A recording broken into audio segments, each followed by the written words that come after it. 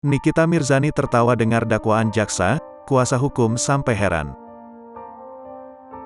Artis Nikita Mirzani hanya tertawa ketika mendengar dakwaan jaksa dalam sidang perdana kasus pencemaran nama baik yang dilaporkan Dito Mahendra. Nikita Mirzani merasa lucu sampai harus tertawa saat mendengar dakwaan jaksa tersebut dalam sidang perdana. Diketahui, Nikita Mirzani menjalani sidang perdana atas kasus pencemaran nama baik terhadap Dito Mahendra di Pengadilan Negeri Serang, Banten pada Senin, tanggal 14 November tahun 2022. Saat diminta tanggapannya terkait surat dakwaan, Nikita Mirzani menganggap dakwaan jaksa lucu sampai ia tertawa. Selain lucu, Nikita juga tertawa setelah mendengar jaksa membacakan surat dakwaan. "Lucu aja, ketawa aja.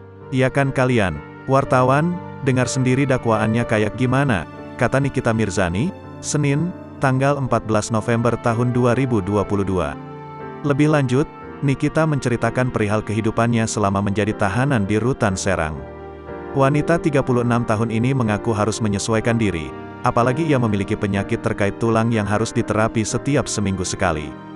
Dalam sidang yang beragendakan pembacaan dakwaan ini, JPU menyebut perbuatan Nikita Mirzani dalam postingannya telah merugikan Dito Mahendra sebesar 17,5 juta rupiah. Menanggapi hal itu, Fahmi Bahmid selaku kuasa hukum Nikita Mirzani merasa aneh dengan angka kerugian yang disebutkan dalam dakwaan. Bahkan Fahmi sempat mempertanyakan, apakah kerugian yang disebutkan memang benar adanya, atau terjadi kesalahan dalam pengetikan.